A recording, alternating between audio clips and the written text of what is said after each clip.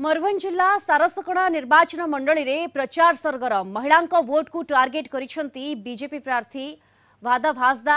विषय रे हजार हजार महिला एकाठी करी भोट भिक्षा करिसेंती। भादव सहित उपस्थित थिले मयूरभंज लोकसभा प्रार्थी नवचरण माझी। मयूरभंज रे बीजेपी भल प्रदर्शन करिबो बोली दृढ़ोक्ति प्रकाश करिसेंती विधायक और सांसद प्रार्थी।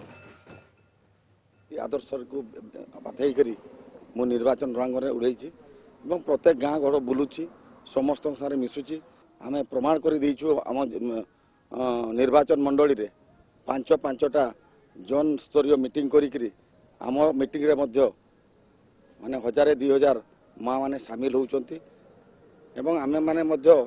विभिन्न कार्यक्रम गाँ माध्यम रे करूछु। जनता जीवन यदि रक्षा किए करछंती ताहले हमर नरेंद्र मोदी तेणु प्रत्येक घरे प्रत्येक व्यक्तिर आमे लाभ पाइछे लाभार्थी पाइछे तेणु लोक